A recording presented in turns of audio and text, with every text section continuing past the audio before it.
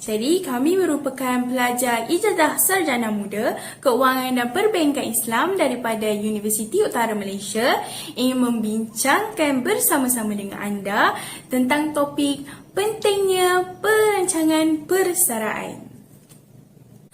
Okey, kita mulakan dengan apa itu persaraan. Persaraan ni adalah suatu tempoh di mana yang kita sudah tak ada komitmen untuk bekerja. Di mana kalau di Malaysia dalam lingkungan 60 tahun sampailah kita meninggal dunia, jadi itulah tempoh persaraan kita. Kita dah tak ada komitmen kerja dan kita juga tidak akan dapat gaji. Okay, kalau difikirkan, kita dah tak ada kerja, gaji tak ada. Macam manalah kehidupan kita lepas bersara nanti nampak tak pentingnya anda kena ada strategi keuangan daripada sekarang. Tapi tak apa, jangan risau. Dalam video ni kita akan bersama-sama mengupas dan membincangkan tentang sedikit isu dalam pengurusan perancangan persaraan dan juga cara-cara macam mana anda nak simpan wang yang cukup untuk kehidupan selepas bersara nanti. Sebelum tu, mari kita lihat sedikit senario yang telah kami sediakan kepada anda supaya anda lebih faham pentingnya perancangan persaraan. Jom kita tengok. Ini Adam. Adam adalah seorang akaunten di sebuah syarikat swasta. Adam tidak memikirkan langsung tentang kehidupan akan datang yang bakal ditempuhi sewaktu tua nanti. Sewaktu mudanya, Adam selalu berhibur dan menghabiskan gajinya. Adam juga membeli kereta idaman dan melancong ke luar negara ketika masih muda. Adam tidak mempunyai kesedaran tentang pentingnya simpanan masa hadapan. Akibatnya, Adam langsung tidak mempunyai simpanan kecemasan dan simpanan persaraannya. Sewaktu Adam berumur 31, Adam telah mengahwini seorang gadis bernama Natasha. Kehidupan mereka tetap sama, masih lagi tidak mempunyai kesedaran untuk membuat simpanan masa hadapan. Selepas 5 tahun perkahwinan, pasangan ini dikurniakan seorang cahaya mata. Sejak dari itu, Adam bertekad untuk merancang masa depan keluarganya agar mereka dapat hidup dengan lebih selesa. Adam membuat perancangan persaraan agar dia mampu untuk menampung perbelanjaan pelajaran anaknya walaupun dia telah bersara nanti. Adam juga membuat simpanan persaraan untuk sebarang kecemasan seperti rawatan hospital dan sebagainya. Setelah Adam mencapai umur 50-an, Adam sudah tiada daya untuk bekerja. Akan tetapi, Adam takut untuk bersara kerana tidak mempunyai wang yang secukupnya untuk meneruskan hidup sekiranya Adam tidak bekerja. Suatu hari, Adam telah jatuh sakit dan tidak lagi mampu untuk meneruskan pekerjaannya. Adam kini telah bersara dan anaknya telah melanjutkan pelajaran ke luar negara berbekalkan wang yang telah disimpan oleh Adam. Kini, nasib malang menimpa Adam lagi. Anaknya Nora jatuh sakit. Anaknya Nora yang disahkan mempunyai penyakit kanser sering ke hospital untuk mendapatkan rawatan yang memerlukan kos yang tinggi. Adam sekarang berasa lega kerana dia mempunyai kesedaran bahawa pentingnya perancangan persaraan. Adam sekarang tidak perlu bekerja dan hanya perlu menjaga keluarganya sahaja dengan baik kerana Adam mampu untuk menampung kehidupan mereka. Tengok kisah tadi, macam mana? Bersediakah anda? Sebab itulah pentingnya perancangan masa depan. Islam mengajar kita untuk merancang masa depan agar mendapat kehidupan yang tenang dan selesa. Selain itu, bukan sahaja untuk mendapat kehidupan yang baik, tetapi adalah untuk mencapai objektif maqasid syariah. Sangat jelas bahawa Islam merangkumi semua bahagian dalam hidup kita untuk dunia dan akhirat. Dalam Al-Quran, Allah SWT menyatakan dalam firman-Nya yang bermaksud, Allah, dialah yang menciptakan kamu dari keadaan lemah. Kemudian, dia menjadikan kamu sesudah keadaan lemah itu menjadi kuat. Kemudian, dia menjadikan kamu sesudah kuat itu lemah kembali dan berubat. Dia menciptakan apa yang dikehendakinya dan dialah yang maha mengetahui lagi maha kuasa. Surah Ar-Rum ayat 54. Oleh itu, Nabi Muhammad SAW menyeru umat Islam dalam sebuah hadis, gunakanlah yang 5 sebelum datangnya yang 5.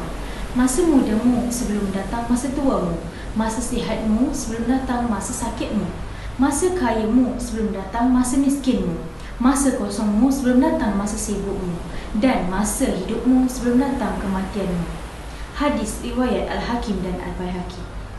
Oleh itu, Nabi Muhammad SAW menyeru umat Islam dalam sebuah hadis, gunakanlah yang 5 sebelum datangnya yang 5. Masa mudamu sebelum datang masa tuamu, masa sihatmu sebelum datang masa sakitmu, masa kayamu sebelum datang masa miskinmu, masa kosongmu sebelum datang masa sibukmu, dan masa hidupmu sebelum datang kematianmu. Hadis riwayat Al-Hakim dan Al-Baihaqi. Okay, seterusnya kita akan pergi kepada isu-isu yang ada dalam pengurusan perancangan persaraan ini. Okey, tak banyak, kita akan lihat kepada 3 isu sahaja, iaitu yang pertama adalah tentang kurangnya financial education, yang kedua adalah pendapatan gaji rendah, dan yang ketiga sikap boros di dalam anak muda. Isu ni nampak remeh, tapi sebenarnya inilah yang menjadi punca kurangnya awareness tentang kepentingan pengurusan persaraan dalam setiap individu. Pertama sekali, tentang kurangnya financial education. Apabila seseorang mempunyai ilmu keuangan yang kurang, mereka juga akan mempunyai kesedaran yang kurang dalam menguruskan strategi keuangan kehidupan mereka. Apatah lagi tentang pengurusan keuangan persaraan, kan? Masalah di sini sebenarnya mereka tak tahu cara-cara ataupun proses yang betul untuk melakukan simpanan-simpanan tersebut. Atau akan jadi lebih teruk, mungkin sampai yang tak ada simpanan langsung. Ini sangat bahaya ya kawan-kawan. Kita boleh kalau tak nak ada simpanan, tapi kita kena pastikan hidup kita tak lama. Macam mana tu? Kita tak tahu sampai bila kita akan hidup, kan? Mungkin ada yang 20 tahun, mungkin 60 tahun, 70 tahun atau lebih 100 tahun. Pada tempoh tersebut, kita dah tak ada kudrat dah untuk melakukan kerja untuk mendapatkan sumber keuangan, kan? Jadi pentingnya pengurusan perancangan selepas besaran ni untuk pada tempoh tersebut, kita dapat menjalani kehidupan dengan aman dan selesa dengan menggunakan wang yang telah kita simpan. Keduanya adalah tentang isu pendapatan gaji rendah. Ramai yang fikir, alah gaji dia besar, boleh disimpan duit banyak-banyak. Gaji saya sikit je, itu pun cukup untuk kehidupan seharian. Nak simpan lebih-lebih pun tak mampu. Di sini sebenarnya kita perlukan ilmu macam mana kita nak memberanakkan wang simpanan yang kita ada. Zaman sekarang macam-macam cara untuk kita tambahkan wang simpanan kita. Antaranya anda boleh meminta perkhidmatan dengan badan profesional ataupun anda juga boleh membuatkan pelaburan dengan wang simpanan yang sedia ada. Hasilnya di sini, ia akan menambahkan sedikit pulangan dalam wang simpanan anda. Walaupun tak banyak, tapi ingat, sedikit-sedikit lama-lama jadi bukit. Jadinya, tiada masalah kalau pendapatan kita rendah pun, asalkan kita tahu macam mana cara untuk menambahkan jumlah wang simpanan kita tu dengan cara yang spesifik dan betul. Dan isu yang terakhir adalah amalan sikap boros dalam diri anak muda. Zaman sekarang ni, pengaruh media sosial sangat kuat. Kita tengok influencer ataupun kawan-kawan kita beli barang branded, kita pun nak juga. Diorang upgrade kereta baru, kita pun kena upgrade. Diorang beli rumah besar, kita pun nak rumah besar. Inilah habit anak muda sekarang. Senang terpengaruh tanpa melihat keadaan dompet mereka sendiri. Jadi, ingat rakan-rakan, berbelanjalah mengikut kemampuan sendiri. Sentiasa bersederhana. Jangan terlalu boros. Kalau rasa tak mampu, hindarkan daripada berbelanja. Simpankan wang anda tersebut untuk kehidupan masa hadapan atau lebih spesifik, kehidupan selepas bersara nanti. Ingat, bijak berbelanja, senang kehidupan selepas bersara. Anda semua nak tahu macam mana nak rancang pelan persaraan? Mari sini dengar baik-baik. Langkah pertama, tentukan dahulu keperluan kewangan persaraan. Mungkin apabila bersara nanti, ada orang yang perlukan duit untuk menyara kehidupannya sahaja. Ada juga yang perlukan duit untuk menampung pembelanja rawatan dan juga membayar hutang-hutangnya yang masih berbaki.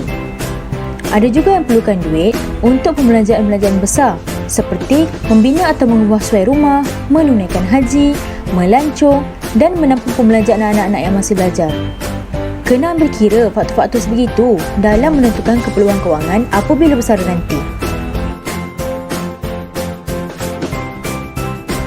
Langkah kedua, simpan dan labur. Kebanyakan pakar mengatakan anda perlu menyimpan sekurang-kurangnya 10% daripada pendapatan anda semasa bekerja sebagai tambahan kepada sumbangan mandatory KWSP yang bertambah sehingga 23% sebagai persediaan untuk persaraan. Jika anda lewat mula menyimpan, maka anda mungkin perlu meningkatkan lagi jumlah tersebut. Macam mustahil? Tidak mengapa. Simpan apa yang anda mampu dan cuba berikan komitmen untuk meningkatkan simpanan anda sebanyak 1% setiap tahun sehingga anda boleh mencapai matlamat persaraan anda. Antara pilihan untuk simpan dan melabur: pertama, kumpulan wang simpanan pekerja iaitu KWSP. Kedua, KWSP iInvest. Ketiga, skim persaraan swasta iaitu Private Retirement Scheme PRS. Pelbagai pelaburan lain seperti unit amanah, stok, bond dan sebagainya. Lebih awal anda bermula, lebih banyak potensi pulangan wang anda. Ini adalah hasil kompaun berganda untuk anda menjana lebih banyak wang. Katakan, anda melabur sebanyak RM10,000 dan anda mendapat 5% keuntungan setahun. Hasilnya, anda akan memperolehi RM10,500 setahun. Untuk tahun-tahun yang akan datang, anda mungkin membuat keuntungan sebanyak 5% lagi. Ia bukan hanya untuk RM10,000 yang pertama, tetapi juga pada 500 yang anda perolehi pada tahun tersebut. Itulah manfaat kompaun berganda. Langkah ketiga, perisi akaun persaraan anda sekali atau 2 kali setahun. Semak perancangan anda. Akaun persaraan anda seharusnya sepadan dengan toleransi risiko dan matlamat kewangan anda. Seterusnya, semak kemajuan simpanan anda. Bolehkah anda menyimpan dengan lebih banyak? Jika tidak, teruskan menyimpan sehingga capai matlamat simpanan anda. Jadi, bila rasanya waktu yang sesuai untuk rancang persaraan? Mula dari sekarang. Usia muda inilah kita nak membanting tulang agar masa depan kita lebih cerah. Tunggu apa lagi? Rancang masa depan anda sekarang. Tapi ingat, kita hanya mampu merancang, tapi Allah adalah sebaik-baik perancang.